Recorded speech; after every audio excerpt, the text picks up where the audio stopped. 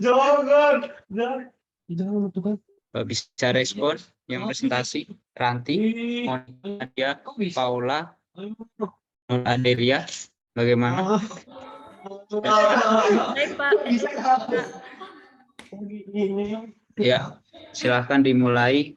Untuk PJ kelas, Zeva bisa ini list nama-nama yang tidak join pada Zoom hari ini. Nanti kirim ke saya ya. Oke, silahkan moderator kelompok 4 dimulai presentasinya. Baik, selamat sore bagi teman-teman sekalian. Sore. Di sini kelompok 4 akan presentasi tentang demokrasi Indonesia. Anggota kelompok 4 beranggotakan Ranti Ruhmiyati Resmi, Monica Dian Kristiadi, Nadia Edira, Paula Sherunanda, dan Nur Adelia Balkis. Untuk presentasi yang pertama,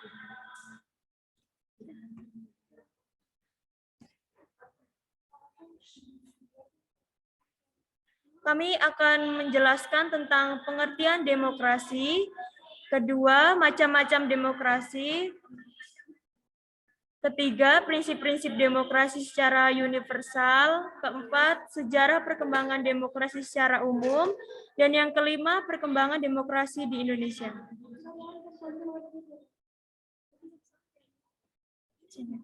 Yang pertama akan dijelaskan oleh teman saya, Ranti, tentang pengertian demokrasi. Baik, yang pertama ada pengertian demokrasi dapat dilihat dari tinjauan bahasa atau epistemologis dan istilah atau terminologis. Secara epistemologis, demokrasi terdiri dari dua kata yang berasal dari bahasa Yunani, yaitu demos, arti rakyat atau penduduk suatu tempat, dan kretein atau kretes yang berarti kekuasaan atau kedaulatan. Sebentar.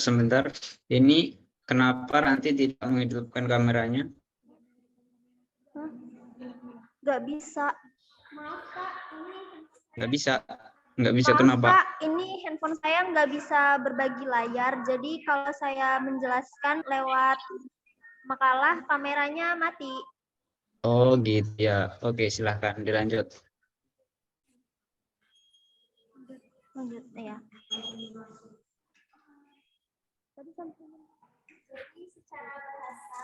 Jadi secara bahasa, demos kretein atau demonstratos adalah keadaan negara di mana dalam sistem pemerintahannya kedaulatan berada di tangan rakyat. Kekuasaan tertinggi berada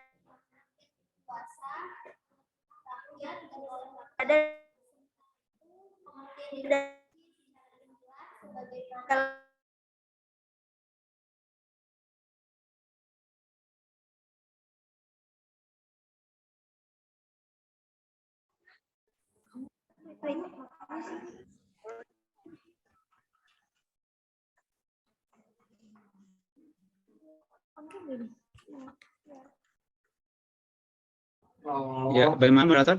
Oh iya. Demokrasi merupakan suatu perencanaan. Share screen-nya hilang. Share screen nggak ada.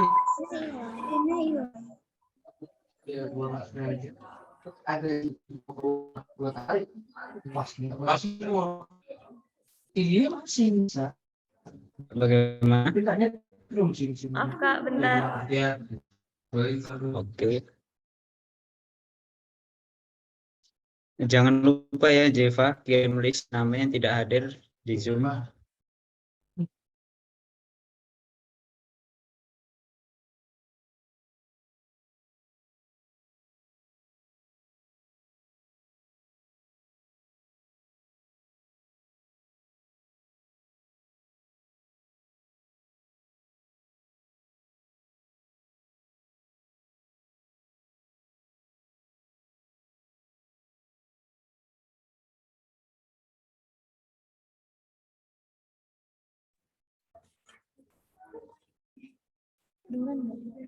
Oke.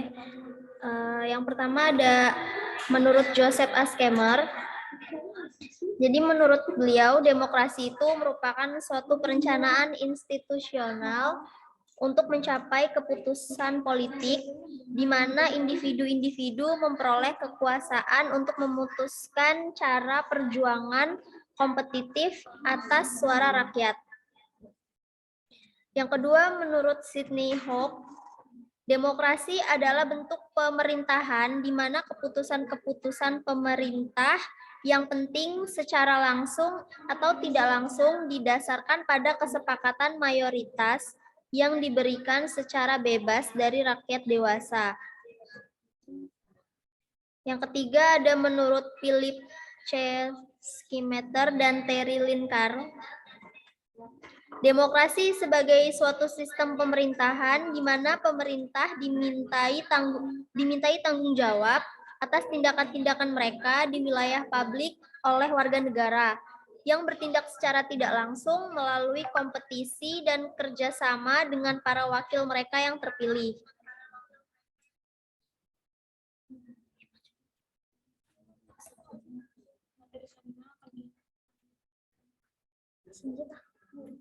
Materi yang selanjutnya akan dibacakan oleh Nur Adelia Balkis.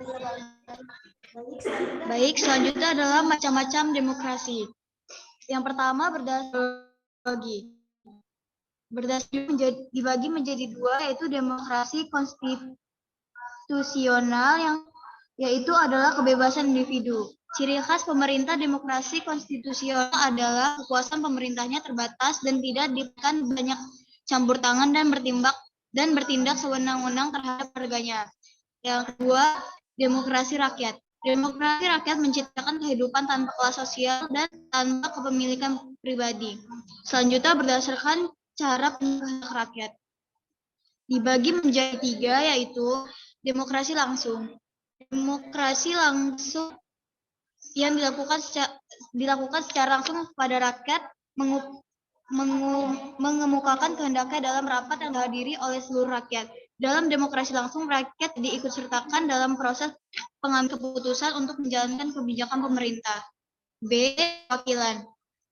Yang dipilih adalah demokrasi perwakilan. Dalam demokrasi ini dijalankan oleh rakyat melalui wakil rakyat yang dipilih melalui pemilu. Rakyat memilih untuk membuat keputusan politik, aspirasi rakyat disalurkan melalui wakil-wakil yang rakyat yang telah duduk di lembaga perwakilan rakyat. Demokrasi perwakilan sistem referendum merupakan gabungan antara demokrasi langsung dengan demokrasi perwakilan. Demokrasi ini merupakan campuran antara demokrasi langsung dan demokrasi perwakilan. Rakyat memilih wakilnya untuk duduk di dalam lembaga perwakilan rakyat, tetapi wakil rakyat dalam menjalankan tugasnya diawasi rakyat melalui referendum dan inisiatif rakyat. Selanjutnya adalah berdasarkan titik perhatian. A. Demokrasi formal. Disebut juga demokrasi liberal atau demokrasi model barat. Suatu sistem politik demokrasi yang menjunjung tinggi persamaan dalam politik tanpa disertai upaya untuk mengurangi atau menghilangkan kesenjangan dalam bidang ekonomi. B. Demokrasi material. Demokrasi material adalah sistem politik demokrasi yang menitik beratkan pada upaya-upaya menghilangkan perbedaan dalam bidang-bidang ekonomi, sedangkan persamaan bidang politik kurang diperhatikan, bahkan kadang-kadang dihilangkan. C. Demokrasi gabungan. Demokrasi gabungan adalah demokrasi menggabungkan kebaikan serta membuang keburukan. Demokrasi formal dan demokrasi material. Bersama hajat dan hak setiap orang diakui, tapi demi kesejahteraan seluruh aktivitas rakyat dibatasi. Upaya yang dilakukan oleh pemerintah untuk kesejahteraan rakyat jangan sampai mengabadikan apalagi menghilangkan persamaan derajat dan hak asasi manusia. Yang keempat, berdasarkan wewenang dan hubungan antar alat kelengkapan negara. A. Demokrasi sistem parlementer. Ciri-ciri pemerintah parlementer antara lain A. DPR lebih kuat dari pemerintah. B. Menteri bertanggung jawab pada DPR. Program kebijaksanaan kabinet disesuaikan dengan tujuan anggota parlemen. Yang D. Kedudukan kepala negara sebagai simbol tidak dapat diganggu. Yang terakhir adalah B, demokrasi sistem pemisah atau pembagian kekuasaan. Ciri-ciri pemerintah yang menggunakan sistem presidensial adalah sebagai berikut. Negara dikepalai presiden, kekuasaan eksekutif presiden dijalankan berdasarkan kedaulatan yang dipilih dari dan oleh rakyat melalui badan perwakilan. Presiden mempunyai kekuasaan mengangkat dan memberhentikan menteri. Menteri tidak bertanggung jawab kepada DPR melainkan kepada presiden. Presiden dan DPR mempunyai kedudukan yang sama sebagai lembaga negara dan tidak dapat saling membubarkan. Selanjutnya akan disampaikan oleh teman saya.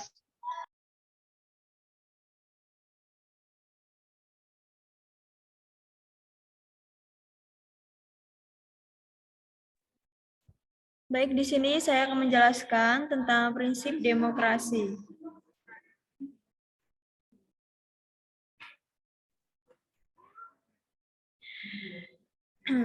Prinsip demokrasi yang berlaku universal yang pertama, adanya pembagian kekuasaan. Pembagian kekuasaan dalam negara berdasarkan prinsip demokrasi dapat mengacu pada pendapat John Locke mengenai trias politika. Penerapan trias politika mempunyai beberapa kas tertentu di setiap negara, tidak terkecuali Indonesia. Kekuasaan negara dibagi menjadi 3 bagian, yaitu eksekutif, legislatif, dan yudikatif. Yang pertama, eksekutif. Eksekutif merupakan lembaga pemerintahan yang dibuat oleh negara untuk menjalankan berbagai fungsi kenegaraan. Yang kedua, legislatif. Lembaga legislatif adalah lembaga yang bertugas untuk membuat atau merumuskan undang-undang yang diperlukan negara. Yang ketiga, yudikatif. Lembaga yudikatif merupakan suatu badan dengan sifat yuridis yang berfungsi untuk mengadili penyelewengan konstitusi dan peraturan perundang-undangan oleh institusi pemerintahan. Prinsip yang kedua yaitu pemilihan umum yang bebas. Pemilihan umum yang bebas hak tertinggi untuk menentukan nasib sendiri dalam negara demokrasi terletak di tangan rakyat. Yang ketiga, ada manajemen yang terbuka. Manajemen yang terbuka untuk mencegah terciptanya negara yang kaku dan otoriter, rakyat perlu diikutsertakan dalam menilai pemerintahan. Yang keempat, ada kebebasan individu. Dalam demokrasi, negara harus menjamin kebebasan warga negara dalam berbagai bidang. Misalnya, kebebasan mengungkapkan pendapat, kebebasan berusaha, dan sebagainya. Prinsip yang kelima yaitu peradilan yang bebas. Melalui pembagian kekuasaan, lembaga yudikatif memiliki kebebasan dalam menjalankan perannya. Lembaga ini tidak dapat dipengaruhi lembaga negara yang lain. Dalam praktik kenegaraan, hukum berada dalam kedudukan tertinggi. Semua yang bersalah di hadapan hukum harus mempertanggungjawabkan kesalahannya. Prinsip yang keenam yaitu pengakuan hak minoritas. Setiap negara memiliki keanekaragaman masyarakat. Keberagaman tersebut dapat dilihat dari suku, agama, ras, maupun golongan. Keberagaman dalam suatu negara menciptakan adanya istilah kelompok mayoritas maupun kelompok minoritas. Prinsip yang ketujuh, pemerintahan yang berdasarkan hukum. Dalam kehidupan bernegara, hukum memiliki kedudukan tertinggi. Hukum menjadi instrumen untuk mengatur kehidupan negara. Dengan demikian, negara bersama kedudukannya dalam hukum dan pemerintahan. Yang prinsip yang ke-9, pers yang bebas. Dalam sebuah negara demokrasi, kehidupan dan kebebasan pers harus dijamin oleh negara.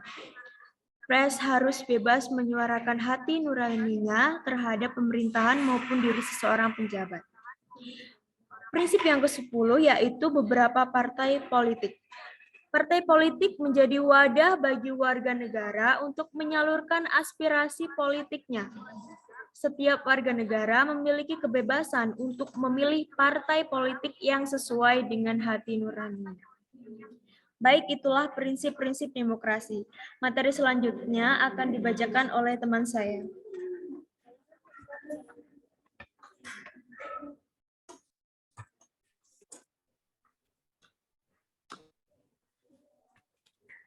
Sejarah perkembangan demokrasi mulai dari zaman Yunani kuno sebagai dipergunakan dalam kehidupan ketatanegaraan yang bersejarah dan asas yang dibina. Mulai juga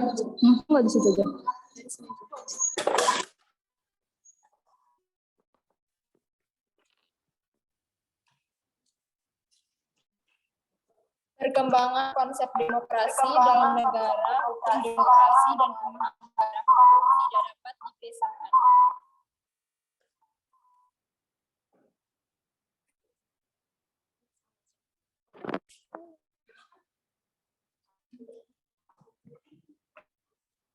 Negara hukum adalah negara demokrasi karena kekuasaan tertinggi berada di tangan rakyat. Dari perkembangan tersebut muncul penegasan bahwa kekuasaan negara bukan di tangan raja melainkan di tangan rakyat.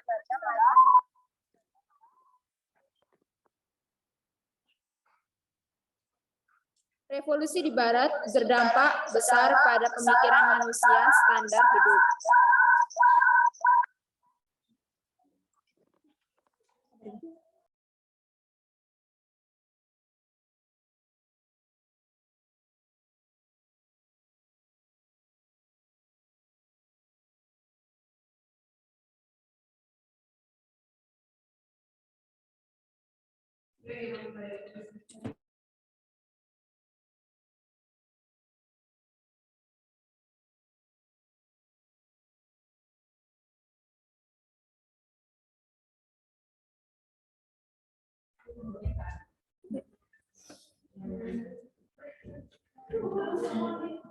Diulang kembali, dari perkembangan tersebut muncul penegasan bahwa kekuasaan negara bukan di tangan raja, melainkan berada di tangan rakyat.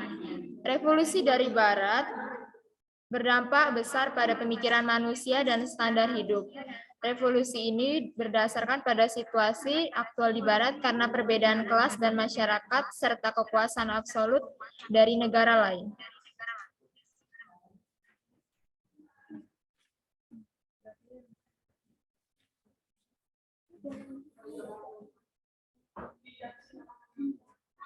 Mulai dari zaman Yunani kuno, demokrasi digunakan sebagai asas dalam kehidupan ketatanegaraan yang bersejarah dan atas asas yang demikian, mulailah yang disebut dengan sejarah demokrasi. Pada mulanya demokrasi, pada zaman Yunani kuno mulailah timbul demokrasi secara langsung, sampai pada perkembangannya mencapai demokrasi tidak langsung. Lalu menjadi perwakilan sampai demokrasi modern yang mulai lahir pada abad ke-17 dan ke-18, yaitu masa perkembangan ajaran pada sarjana hukum alam. Materi selanjutnya akan dilanjutkan oleh Nadia.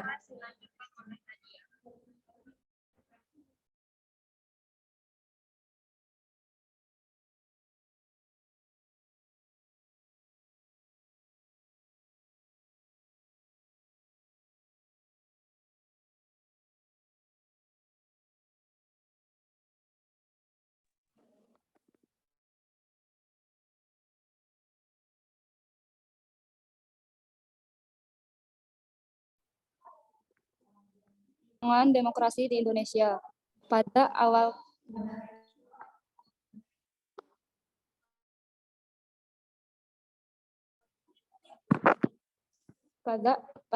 kemerdekaan,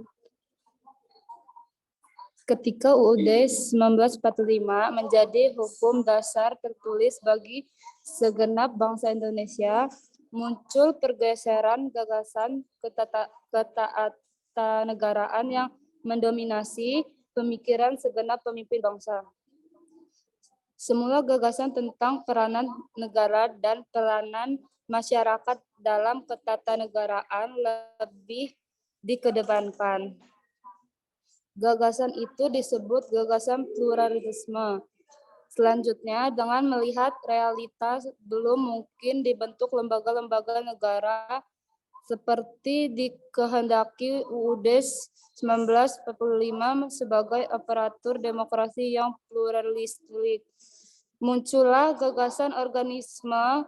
Gagasan tersebut memberikan legitimasi bagi tampilnya lembaga MPR, DPR, DPA untuk sementara dilaksanakan Presiden dengan bantuan Komite Nasional. Jangka waktu yang membatasi kekuasaan Presiden dan Komite Nasional dalam menjalankan fungsi-fungsi lembaga negara itu adalah sampai dengan masa 6 bulan setelah berakhirnya Perang Ayah. Kemudian MPR yang terbentuk berdasar hasil pemilihan umum oleh konstitusi diperintahkan bersidang untuk menetapkan undang-undang yang berlaku tetap. Tindakan tersebut wajib dilakukan MPR dalam 6 bulan setelah lembaga yang bersangkutan terbentuk.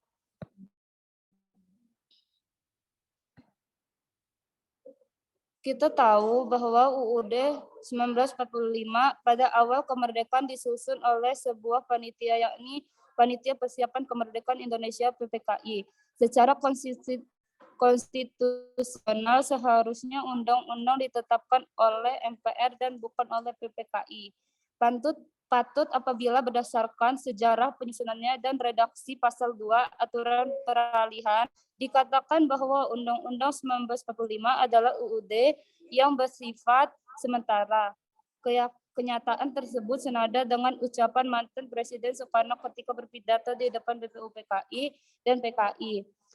Di sini ada perkembangan demokrasi sejarah Indonesia dapat dibagi dalam 4 masa, yaitu masa Republik Indonesia I, yaitu masa demokrasi atau konstitusional yang menonjolkan peranan parlemen serta partai-partai dan karena itu dapat dinamakan demokrasi parlementer.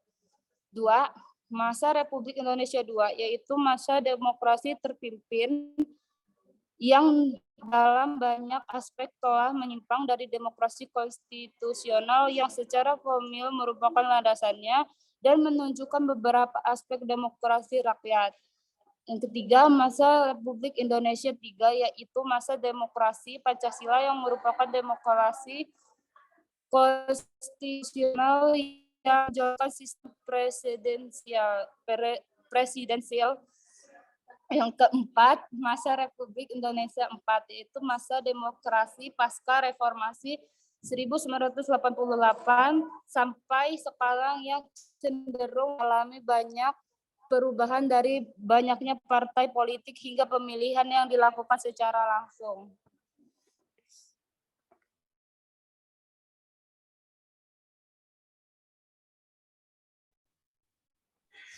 Baik, itulah presentasi dari kelompok kami. Kami membuka sesi pertanyaan 3 gunanya. Silakan bagi teman-teman yang ingin bertanya, kami persilahkan.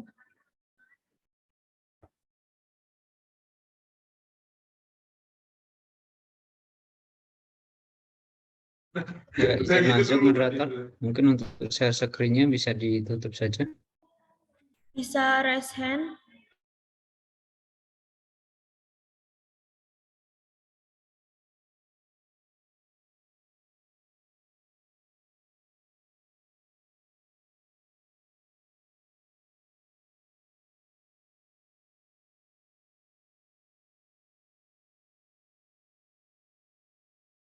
Ya, moderator mungkin bisa ditutup share screen-nya.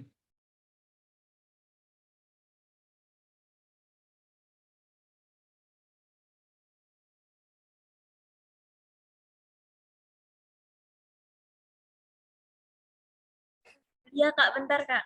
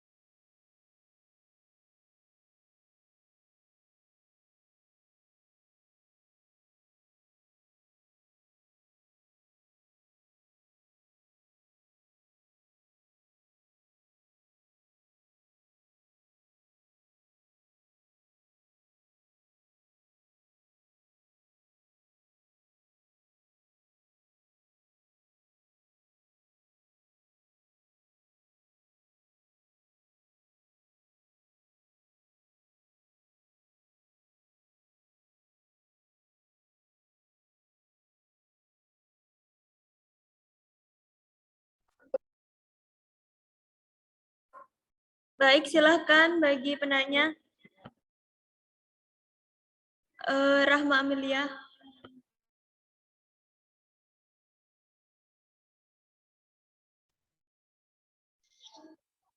Sebelumnya izin memperkenalkan diri, nama saya Rahma Amelia dari kelas 2A, kelompok 5. Menurut kalian, bagaimanakah cara membangun budaya demokrasi yang kuat jika kalian lihat dari kehidupan sekitar kalian? Sekian dari saya.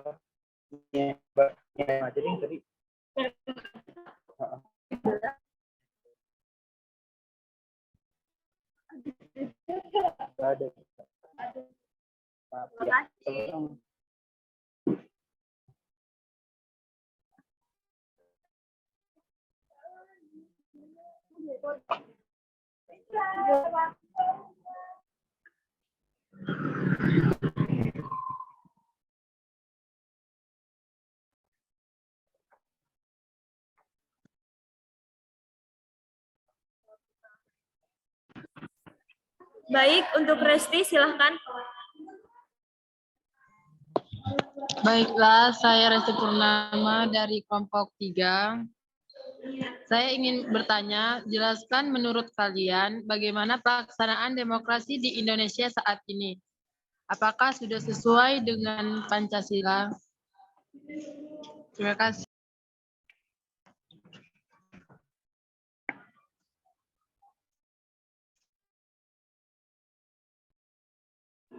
Apakah masih ada lagi satu orang saja? Oh, silakan Nur Habibur Rahmah. Sebelumnya izin memperkenalkan diri, nama saya Nur Habibur Rahmah 2, izin bertanya. Tadi kan di PPT terdapat beberapa prinsip demokrasi yang berlaku secara universal. Salah satunya yaitu pers yang bebas. Yang ingin tanyakan, sebagai negara demokrasi, negara kita Indonesia, apakah telah menerapkan kebebasan terhadap pers tersebut? Terima kasih.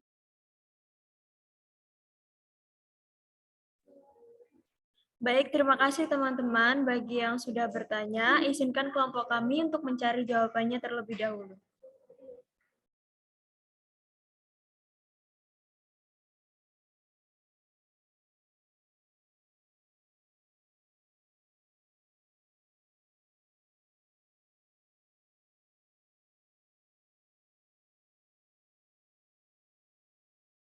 Ya, izin masuk moderator. Untuk Ziva dan Pak, tolong list nama-nama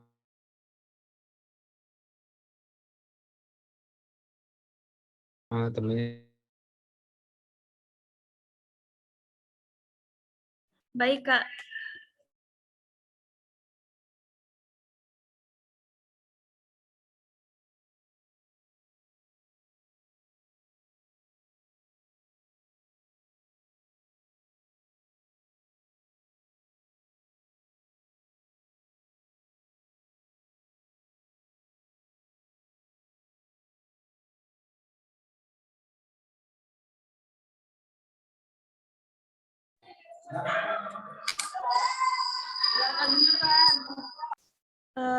Baik, saya akan menjawab pertanyaan dari Rahma Amelia, kelompok 5.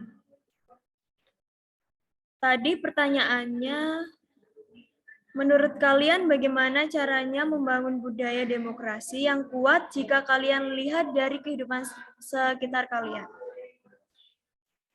Jadi menurut kelompok kami, Cara untuk membangun budaya demokrasi dalam kehidupan sekitar itu dengan cara pada waktu rapat ataupun diskusi kelompok gitu diusahakan untuk selalu bermusyawarah agar mendapatkan sebuah mufakat bersama. Nah, cara ini dapat membangun budaya demokrasi dalam kehidupan lingkungan di sekitar kita. Itulah jawaban menurut kami. Apakah dari Rahma Amelia ada yang kurang atau mau yang ada ditambahkan? Bagi saya sudah cukup. Terima kasih, Paula. Baik, bagi teman-teman sekalian, adakah yang mau menambahkan atau mau menanggapi?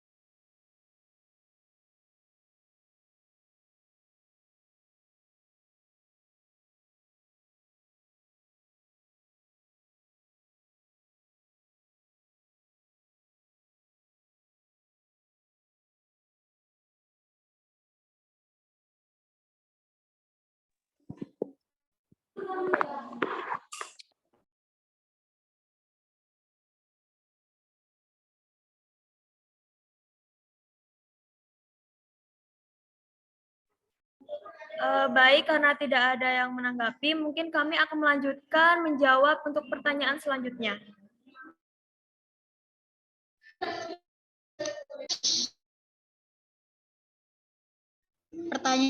Pertanyaan selanjutnya yaitu dari review pertama kelompok 3A. Pertanyaannya adalah, jelaskan menurut kalian bagaimana pelaksanaan demokrasi di Indonesia saat ini. Apakah sudah sesuai dengan Pancasila? Jawabannya adalah sudah. Penerapan demokrasi Pancasila jelas lebih sesuai dengan karakter bangsa Indonesia, di mana senantiasa lebih mengutamakan musyawarah mufakat dalam peningkatan global dari 2020. Sejak 2006, indeks demokrasi Indonesia bergerak di kisaran 6,30 sampai 7,3. Berdasarkan pernyataan tersebut, Indonesia mencatat kemajuan dalam kehidupan demokrasi di Indonesia. Sekian, apakah dapat dimengerti? Resti? Sudah bisa. Terima kasih. Baik, apakah teman-teman sekalian ada yang mau menanggapi atau mau menambahkan?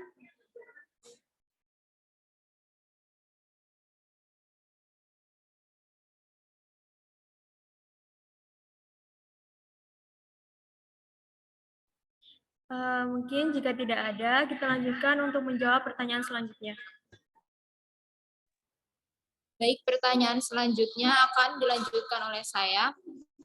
Apakah Indonesia telah menetapkan fungsi pers? Menurut pasal 1 butir 1 UUD nomor 40 tahun 1999, pers sebagai suatu lembaga sosial dan wahana komunikasi massa yang melaksanakan kegiatan jurnalistik meliputi mencari, memperoleh, memiliki, menyimpan, dan menyampaikan informasi baik dalam bentuk tulisan, survei, gambar, serta data dan grafik dari segala ukuran yang tersedia. Dari pengertian tersebut dipahami bahwa pers sebagai lembaga pemerintahan atau politik. Pers dikenal sebagai 4 pilar demokrasi selain kekuasaan eksekutif, legislatif, dan yudikatif. Oleh karena itu, fungsi pers di Indonesia telah diterapkan penting junjung kebebasan berpendapat dan menyuarakan dalam berdemokrasi.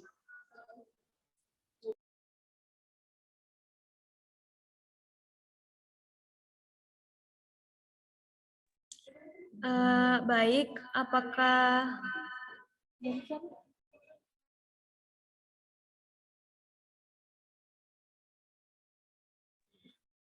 menurut Nur jawaban kami sudah memuaskan?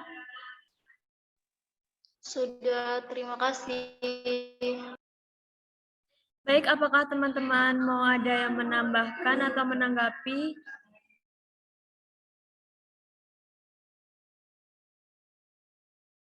Jika tidak ada, kami akhiri presentasi kali ini.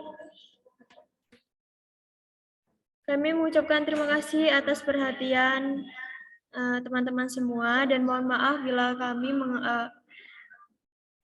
membuat kesalahan. Sekali lagi terima kasih.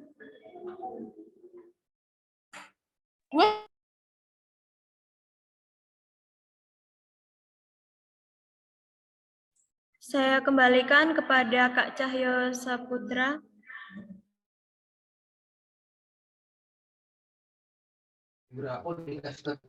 Oke, baik. Terima kasih kepada Paula. Ini tadi presentasi kelompok berapa? Kelompok 4. Kelompok 4 Demokrasi Indonesia, Kak. Kelas A atau kelas B? Dari kelas 2A. Oke, selanjutnya kelas B. Sudah siap anggotanya? Oh, siap, Kak. Ya, kameranya dihidupkan ya. Fokus pada perkuliahan. Oke.